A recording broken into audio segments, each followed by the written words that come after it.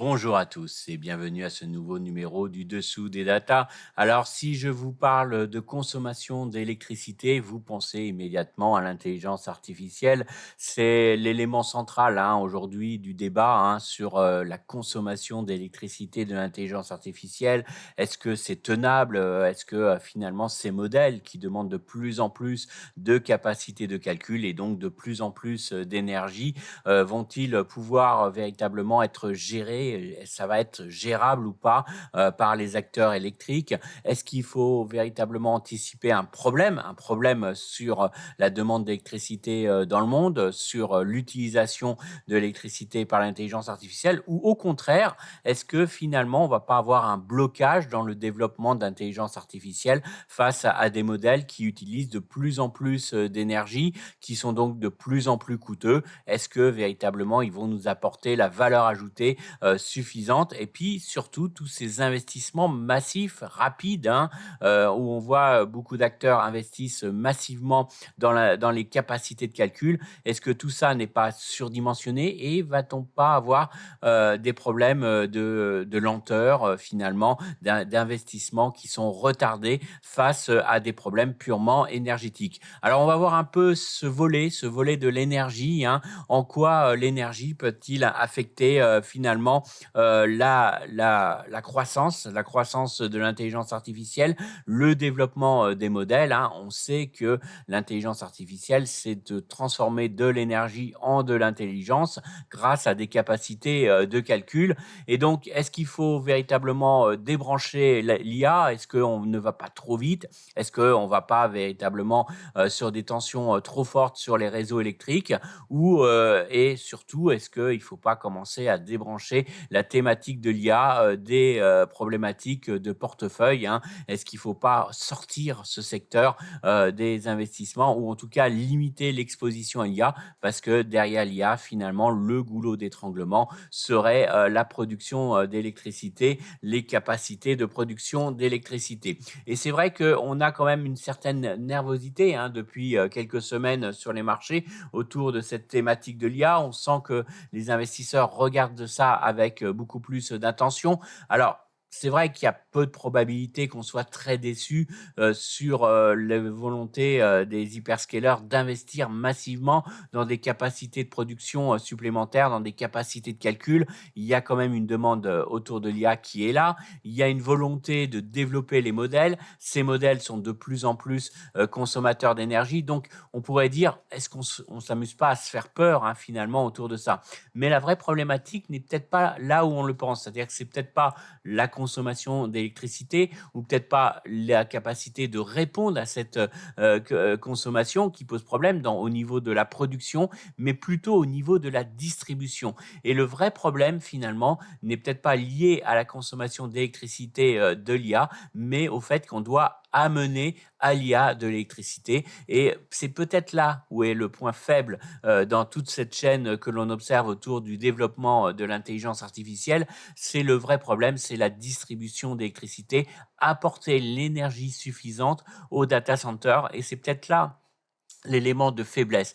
Parce que si on a vraiment un goulot d'étranglement, si les réseaux électriques ne tiennent pas, ça voudra dire peut-être des investissements qui seront beaucoup plus lents, beaucoup moins forts, beaucoup moins importants, peut-être un choc sur tout ce secteur des semi-conducteurs qu'on a considéré comme le grand vainqueur inattaquable parce qu'on a des budgets d'investissement massifs, mais s'ils se font pas sur un an, sur 2 ans ou sur 5 ans, parce qu'on a un goulot et on est bloqué dans la distribution d'électricité, est-ce que finalement on va pas avoir des déceptions? La demande sera là, on voudra, mais ça ira peut-être pas aussi vite qu'anticipé. Et tous ces acteurs qui se sont dépêchés de constituer des stocks de processeurs, des stocks de mémoire, pourraient derrière ralentir assez rapidement leurs achats. Et là, on serait sur quelque chose de vraiment négatif. On a vu que que le secteur des semi-conducteurs était particulièrement volatile, malgré des bons résultats, malgré l'absence de mauvaises surprises. Donc, si on avait des mauvaises surprises autour de ces thématiques-là, on voit que la réaction des marchés pourrait être très, très vive. Donc, on va voir dans le détail, faut-il ou pas anticiper véritablement un risque dans le développement des data centers. Alors, premier élément, on en parle souvent, c'est les projections de consommation d'électricité autour de l'IA. C'est vrai que les projections sont impressionnantes, dit comme ça, hein. On serait sur près de 950 TWh d'ici 2030 qui seraient consommés par l'intelligence artificielle. L'intelligence artificielle, ça serait le premier moteur de la croissance de la demande d'électricité. Pour vous donner une idée, hein, la croissance des serveurs destinés à l'IA, ça pourrait croître de 30% par an, hein, contre 9% seulement pour les serveurs classiques, hein, qui ne sont pas dédiés à l'intelligence artificielle. Et donc, on pourrait avoir d'ici 2030 un triplement de la consommation d'électricité liée à l'utilisation des data centers pour l'intelligence artificielle. Pour autant, petit bémol, ça représenterait seulement en 2030 que 10% de la production mondiale d'électricité. Donc oui, c'est un potentiel de croissance important, avec, vous l'avez vu sur ce graphique, hein, un écart type qui peut paraître assez important selon les prévisions. On voit qu'il y a quand même beaucoup d'incertitudes sur l'ampleur réelle qu'on aura de cette consommation, mais on va dire que ça ne représentera in fine que 10% de la consommation mondiale d'électricité. Donc, il faut quand même relativiser. Ça va être la composante la plus dynamique, mais il ne faut pas oublier qu'on aura une demande qui sera très forte d'électricité liée à la mobilité, liée aux véhicules électriques, liée aussi au réchauffement climatique, hein, avec le développement notamment de tout ce qui est climatisation résidentielle. Et donc, dans les projections que fait actuellement l'AIE, hein, c'est une croissance très forte dans le segment intelligence artificielle, mais c'est largement gérable au niveau de la production parce qu'encore une fois, ça ne représentera qu'à peine 10% de la demande mondiale. Donc, ça reste largement gérable. Alors, il y a quand même un petit bémol à avoir, hein, c'est que cette demande, elle a quand même quelques caractéristiques qui rend quand même le schéma un peu complexe, hein. Première chose, c'est qu'elle est très concentrée, cette demande, hein. Cette croissance très forte de l'IA, elle est très concentrée sur les pays développés, naturellement, hein, et en particulier sur les États-Unis, hein. Donc, c'est 5% de la demande, c'est 5% de la croissance de la demande d'électricité dans l'ensemble des pays émergents. Donc, c'est très faible pour les pays émergents. Par contre, dans les pays développés, c'est près de 20% de la croissance de la demande. Donc, on est sur une inégalité géographique avec près de la moitié de la demande qui sera concentrée sur les États-Unis. Deuxième élément, c'est que c'est une demande un petit peu particulière. C'est-à-dire que ce sont des data centers qui vont concentrer l'ensemble de la demande d'électricité. Donc, c'est sur un site. Et ça signifie qu'il va falloir mettre énormément d'électricité sur ce seul site. Il va falloir avoir des capacités de transport qui ne vont que sur ce site, alors que, par exemple, pour les voitures électriques, c'est disséminé sur l'ensemble du territoire. Et donc, c'est une demande pris globalement qui est importante, mais pris isolément qui est répartie sur l'ensemble du territoire. Donc, ça veut dire qu'on ne gère pas du tout de la même façon cette distribution vis-à-vis de data centers par rapport, par exemple, aux véhicules électriques. Donc, on est sur une concentration aussi, pas que géographique, mais aussi sur le point d'arrivée. On est clairement sur une demande qui peut être très concentrée avec, par exemple, hein, des demandes de raccordement de près d'1 gigawatt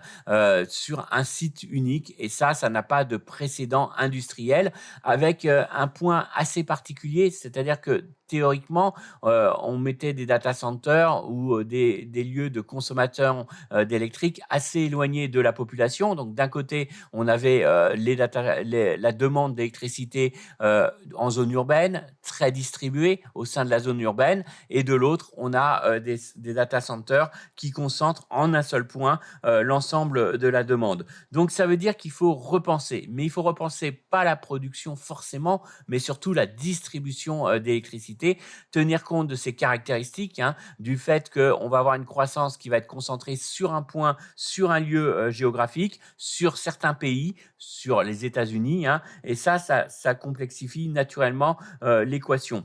Donc, le vrai problème, et on le voit tout de suite, hein, c'est la vraie contrainte, c'est que c'est pas une contrainte vraiment de production, c'est une contrainte de distribution. C'est comment finalement gérer cette distribution de l'électricité sur quelques data centers qui vont consommer énormément d'énergie.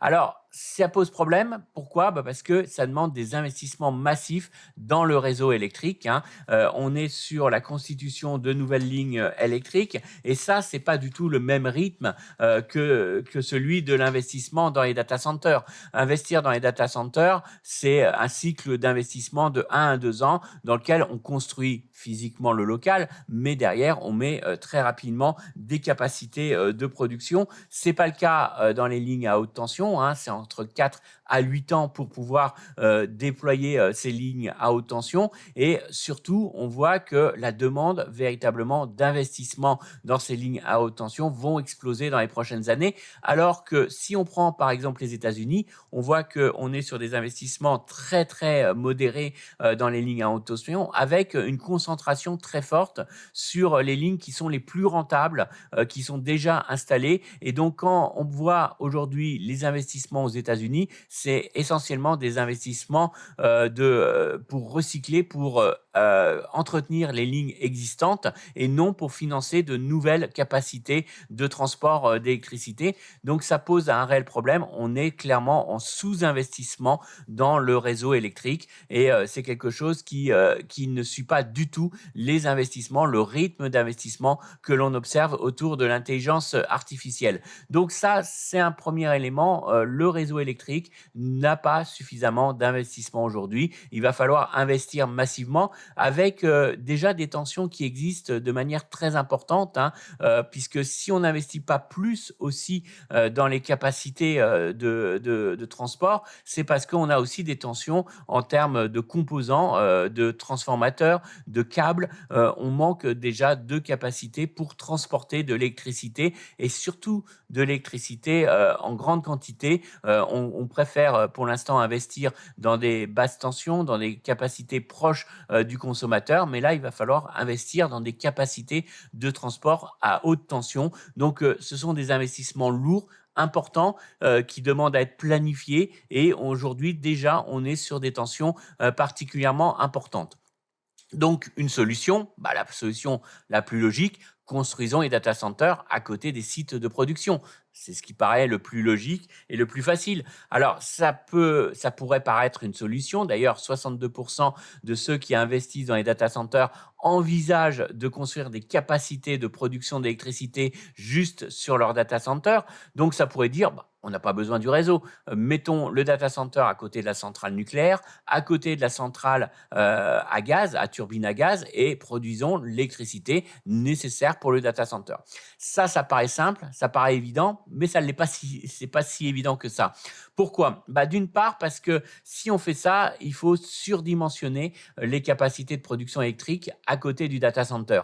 Pourquoi? Parce que les data centers ont des pointes de consommation. Par exemple, quand on fait tourner le modèle de l'IA, quand on fait la phase de conception et de calibration du modèle de l'IA, là, on va consommer énormément d'énergie. Et puis après, ça va rechuter. Donc, ça veut dire que d'une part, faut tenir compte des pointes de consommation. Donc, si on n'est pas dans un réseau intégré à un réseau global, quand on aura ces pointes de consommation, il va falloir donc installer énormément plus de capacité de production pour faire face à ces pointes, à ces phases d'entraînement des modèles. Et puis après, on sera en sous-utilisation. Donc, c'est un peu dommage d'investir massivement dans des capacités supplémentaires qu'on va sous-estimer en moyenne et qu'on devra utiliser pleinement que ponctuellement. Donc, c'est pour ça que c'est logique de lier les data centers au réseau électrique. Ça permet de faire face à ces pointes, d'utiliser au bon moment les capacités du réseau électrique qui ne sont pas utilisées totalement et puis le reste du temps de consommer beaucoup moins d'électricité.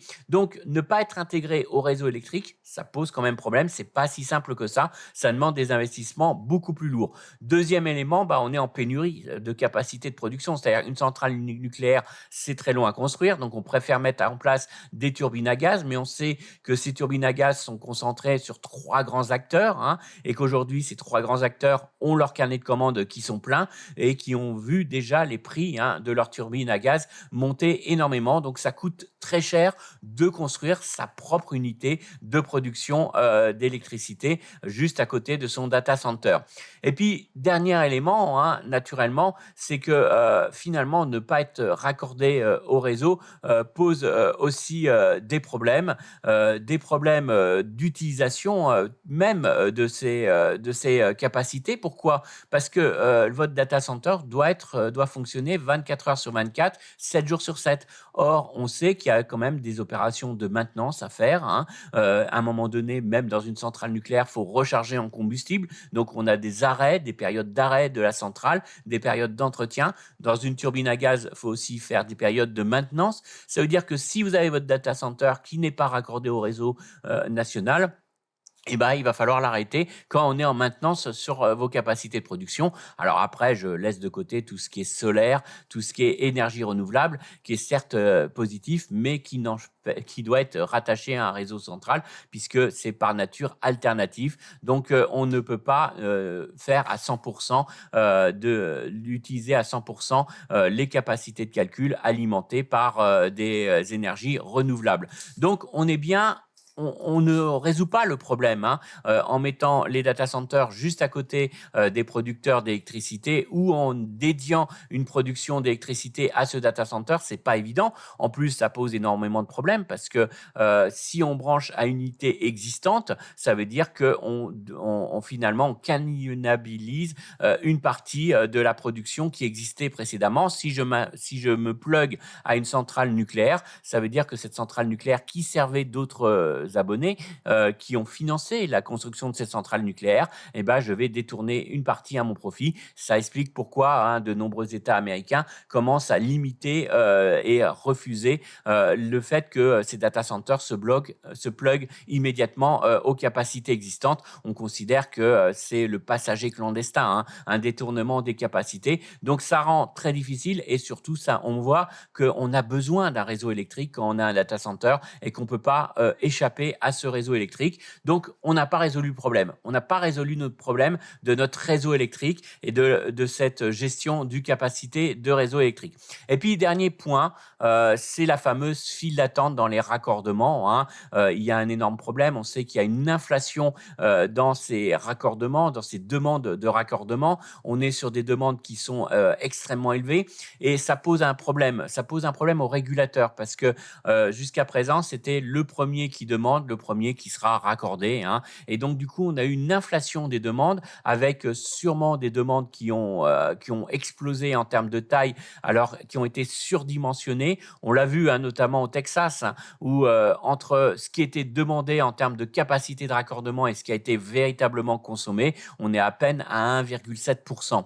Donc, ça veut dire quoi? Ça veut dire qu'on a des demandes de raccordement au réseau électrique qui sont énormes sur des projets, puisqu'on sait qu'on va mettre énormément de temps pour être raccordé. Donc, on le fait dès qu'on dépose le projet, on fait la demande et finalement, certains projets vont pas aboutir, vont être retardés et donc, finalement, on a un encombrement aujourd'hui des projets qui sont pas forcément utiles et qui fait qu'aujourd'hui, on a des demandes de raccordement, un système de file d'attente qui n'est pas optimal et qui ne répond pas forcément aux vrais besoins qu'on a autour de ces data centers. Alors certes, ça, c'est purement réglementaire, ça peut être ajusté, hein. Déjà en France, on a vu qu'on a eu RTE, hein, qui a ajusté en partie ce mécanisme pour mieux tenir compte de ce qui est en place et aujourd'hui, c'est le projet finalisé, c'est le premier raccordé par rapport au projet de certains data centers qui pourraient prendre du retard. Donc, on peut l'ajuster de manière réglementaire, mais ça montre que quand même,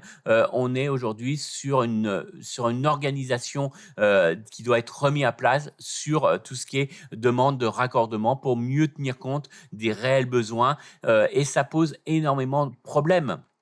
Pourquoi? Parce que il faut savoir à quel rythme seront faits les projets, quand ils seront finis, s'il y a du retard ou pas, privilégier tel client par rapport à tel client en fonction de l'évolution de son projet, et puis voir ce qui va réellement consommer in fine, puisque on voit que ça peut énormément évoluer en fonction de la consommation réelle de ces data centers, des évolutions technologiques, de l'évolution des modèles, puisqu'on voit qu'aujourd'hui, on a la Chine qui peut faire des modèles low cost qui sont beaucoup plus économes, ce qui pourrait réviser à la baisse les vrais besoins des data centers. Et donc, on a quand même des régulateurs et des acteurs ceux qui fournissent les réseaux qui se montrent assez prudents parce qu'ils ne considèrent qu'ils n'ont pas de visibilité sur ce qui sera réellement consommé une fois qu'on aura le raccordement. Et donc, finalement, on a des gens qui sont très prudents parce qu'ils ne se connaissent pas la rentabilité effective de ces réseaux, in fine, derrière. Donc, beaucoup d'incertitudes pour l'avenir, beaucoup d'incertitudes qui retardent les investissements effectifs dans les réseaux électriques. Alors, pour conclure, qu'est-ce qu'on doit dire? D'une part, moi, je pense que s'il y a une vraie déception autour de l'intelligence artificielle, si on est sur le fait que les investissements sont pas aussi forts, ne sont pas aussi importants qu'anticipés, c'est parce qu'il y aura un goulot d'étranglement et c'est pas lié aux centrales électriques, c'est pas lié à un problème de pénurie de mémoire ou de puces, c'est même pas lié à un problème de construction de bâtiments et de data centers, c'est lié essentiellement à l'adaptation du réseau électrique et c'est ça véritablement le goulot étranglement. Alors ça pourrait être un goulot d'étranglement qui joue sur la valorisation des semi-conducteurs parce qu'aujourd'hui on est dans une phase un peu de FOMO au niveau des acheteurs de semi-conducteurs. On se dépêche d'acheter des processeurs, on ne tient pas compte du potentiel évolution dans les semi-conducteurs, on ne tient pas compte de l'évolution des modèles. Là, on est rentré dans la phase où il fallait absolument avoir des capacités de calcul à tout prix et donc on a fait des commandes, on a commandé pour cette année, pour l'année prochaine, pour 2028. Donc c'est vrai que ça permet aux acteurs des semi-conducteurs de montrer qu'ils ont des carnets de commandes avec des prix très élevés, mais attention parce que 2029, d'un seul coup, on pourrait avoir la demande qui ralentit ou qui chute de manière importante parce qu'on aura constitué peut-être des capacités qui ne sont pas nécessaires ou alors qui ne pourront pas être déployés dans les temps et on va se retrouver avec des data centers qui ne sont pas branchés au réseau électrique. Donc à ce moment-là, on aura peut-être des acteurs qui seront très prudents dans leurs commandes et donc on sera peut-être sur quelque chose qui peut être appelé à ralentir brutalement pour les acteurs des semi-conducteurs. Non pas que d'un seul coup l'intelligence artificielle n'est plus utile, non pas parce qu'on ne demande pas l'intelligence artificielle, mais tout simplement parce qu'on est sur des délais de déploiement qui seront beaucoup plus lents que ce qu'on avait anticipé. Pour les hyperscalers, c'est un risque, mais c'est un risque qu'ils peuvent absorber. C'est des retards dans le développement de leur capacité de calcul. C'est un risque quand même parce qu'ils peuvent avoir acheté des mémoires très chères, des processeurs très chers, alors que finalement, ils n'ont pas le retour sur investissement immédiatement. Ils auront des dépréciations d'actifs. Donc, il y a quand même un effet sur leur free cash flow. Ils prennent un risque économique important, mais tout retard sera naturellement largement sanctionné en bourse, mais ils ont les capacités financières. C'est plutôt pour ce qu'on appelle les acteurs comme Oracle ou Coreware, les néoclouds, les acteurs qui sont rentrés sur ce marché, qui n'ont pas forcément la flexibilité financière aussi forte que les hyperscalers et qui ont investi massivement, qui eux sont très dépendants parce qu'ils ont des dates, ils ont fait des dates de livraison pour leur capacité de calcul. Le moindre retard sera très lourd financièrement. Et puis, sûrement, et surtout, pour eux, c'est un coût énorme puisqu'ils n'auront pas les rentrées face à des retards de livraison. Ils n'auront pas les recettes qui arriveront alors qu'ils se sont largement endettés pour financer ces capacités de calcul. Donc, eux, c'est les acteurs les plus vulnérables. Et puis après, il y a quand même une vulnérabilité aussi pour d'autres acteurs qu'on ne pense pas forcément. C'est les producteurs de capacités de production, notamment de turbines à gaz, ceux qui ont profité le plus des commandes de la part des hyperscalers, des data centers. C'est eux qui ont le plus leur carnet de commandes qui sont pleins, mais qui sont pleins sur des objectifs de raccordement au réseau, sur des objectifs de production, d'augmentation de production d'électricité et qui pourraient être retardés dans le temps s'il y a ce goulot d'étranglement. Et donc, est-ce que leurs carnets de commandes sont si pleins que ça? Est-ce qu'il n'y a pas un risque de déception dans les délais de livraison, qu'on retarde ces délais de livraison? Et donc, on est sur l'idée qu'on a une bonne visibilité sur ces acteurs-là, mais c'est peut-être pas aussi fort s'il y a des retards dans les investissements. Donc, pas mal d'incertitudes et vous voyez que c'est un élément central, cet aspect réseau électrique et c'est un élément qui pourrait jouer sur l'ensemble. Et puis, pour finir, vous montrer que, attention, cette sensibilité liée à l'IA, liée aux investissements autour de l'intelligence artificielle, ça ne concerne pas forcément que les acteurs dans ce secteur, ça peut concerner aussi le secteur bancaire. Et la meilleure preuve, c'est au travers des résultats du deuxième trimestre des grandes banques américaines, des résultats qui ont été particulièrement forts, mais on s'est amusé à calculer quel est le poids de l'IA dans ces résultats particulièrement positifs des banques américaines. C'est pas évident, hein, je le reconnais, hein. Il faut faire une estimation parce qu'il y a des impacts directs et indirects. Dans les impacts directs, c'est toutes les commissions de banques d'investissement, les activités de marché. Donc ça, on a eu tout ce qui a été émission obligataire, tout ce qui a été introduction en bourse. Alors les introductions en bourse, on sait à peu près ce qui a été revenu, ce qui est revenu aux banques, hein, en termes de commission de placement. Donc il y a cet aspect dynamique qui a été lié à ces investissements massifs dans l'IA et ces levées de fonds pour investir dans l'IA. Donc ça a boosté les banques d'investissement. Ça a été aussi un effet marché, un effet lié à la hausse de la valorisation de ces actifs autour de l'IA. Et ça a joué naturellement sur une partie de la performance de tout ce qui est gestion d'actifs, par exemple. Et puis, on a eu aussi des crédits. Des crédits, hein. Il y a eu des prêts qui ont été faits à des différents acteurs autour de l'IA. Et ça, les banques américaines, bon, elles nous ont pas donné de chiffres très précis, mais on a quelques estimations et des prises de risques, hein, dans des crédits qui ont été faits autour, directement ou indirectement, d'entreprises qui profitent de ce boom autour de l'investissement dans les capacités de calcul autour de l'IA. Et donc, si on fait une estimation, hein, ça reste une estimation grossière, mais entre 25 à 33% de la croissance des bénéfices des banques américaines sur un an au deuxième trimestre serait liée directement ou indirectement à ces investissements autour de l'intelligence artificielle. Ça ne veut pas dire qu'il n'y a pas des marges d'intérêt qui sont très bonnes. Ça ne veut pas dire que pour certains acteurs, ils profitent encore de la bonne santé des ménages américains, du dynamisme des crédits à la consommation, hein. Je ne dis pas que l'ensemble des résultats des banques américaines n'est pas lié à la bonne santé de l'économie américaine, mais il y a quand même une part non négligeable dans les bons résultats bancaires liés au fait de ces investissements massifs autour de l'IA et au comportement récent des marchés. Ce qui veut dire que quand même, et ça c'est un point important, si on avait un ralentissement, un choc boursier, je vous en ai déjà parlé, hein, sur les effets richesse que ça peut avoir sur les ménages américains, notamment les ménages américains les plus aisés. La hausse de la bourse et la hausse de la thématique de l'IA a véritablement stimulé la consommation des ménages les plus aisés aux États-Unis. Mais ça, c'est l'aspect sur les consommateurs. Mais il ne faut pas oublier l'aspect aussi sur plein de secteurs qui profitent indirectement de ces booms de l'investissement. Et ça pourrait se retourner si on avait des goulots d'étranglement. C'est pour ça que j'ai tant insisté sur ce goulot d'étranglement qui est les réseaux électriques, parce que c'est quelque chose qu'on ne peut pas facilement évincer, qu'on ne peut pas facilement supprimer. Et c'est quelque chose qui est largement sous-estimé par les marchés actuellement. Et c'est une vraie source de ralentissement dans le déploiement de l'IA dans les prochaines années. Alors vous allez me dire, oui, on peut toujours contourner tout ça par l'innovation technologique, par des moteurs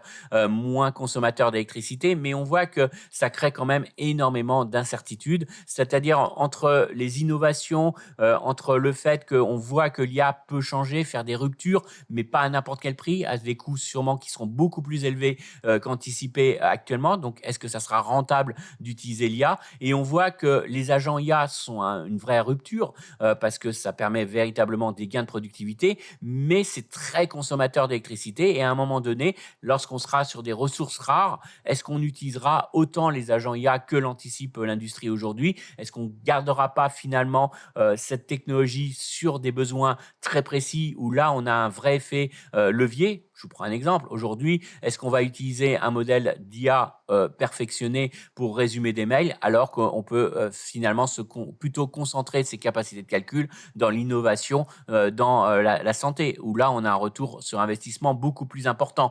Donc, pour moi, je le rappelle, pour moi, il n'y a pas de barrière à l'entrée sur les modèles IA, puisque pour moi, je pense que les modèles open source, les modèles chinois vont véritablement faire un carton, sauf pour les modèles très pointus, très ciblés dans la cybersécurité, dans la recherche médicale, dans des domaines de l'aviation. Donc là, sur des modèles très ciblés, très pointus, peut-être on aura une vraie valeur ajoutée, mais ce sera pas dans les modèles généraux qu'on a aujourd'hui, ce ne seront pas les OpenAI, les Anthropics, puisque là, on aura des évolutions qui vont arriver, qui vont faire qu'on aura une concurrence intense entre les modèles, et c'est pas là qu'est la valeur ajoutée.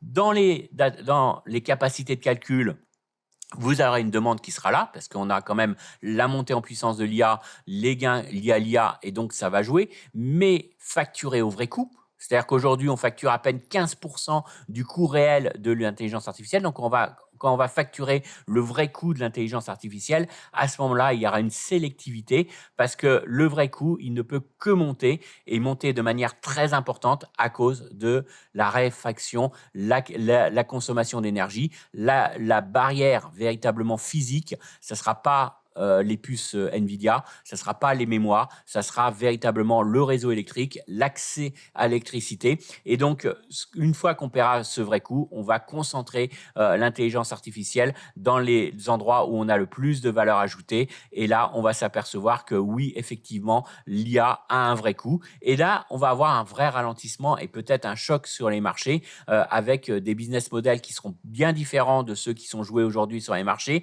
peut-être des croissances et des profitabilités revues à la baisse, et surtout la perception que finalement on va aller peut-être moins vite dans le développement de l'IA, aller moins vite dans l'utilisation de l'IA, et donc le timing qui est rallongé, ça veut dire des retours sur investissement beaucoup moins forts, et là ça va avoir un impact très fort sur la valorisation, un impact sur le secteur autour de la thématique de l'IA, mais je voulais vous le montrer à travers les banques américaines aussi, ça aura des ramifications sur certains secteurs et en premier lieu sur les valeurs financières. Et c'est vrai qu'on peut être étonné qu'aujourd'hui le S&P Bank ne soit pas plus corrélé au S&P technologique, mais je pense que cette corrélation va monter dans les prochains mois parce que derrière la correction, et si on ajuste les niveaux de valorisation autour de la thématique de l'IA, je pense que le secteur bancaire sera aussi affecté. Donc vous voyez, un dessous des datas très concentré encore une fois autour de l'intelligence artificielle,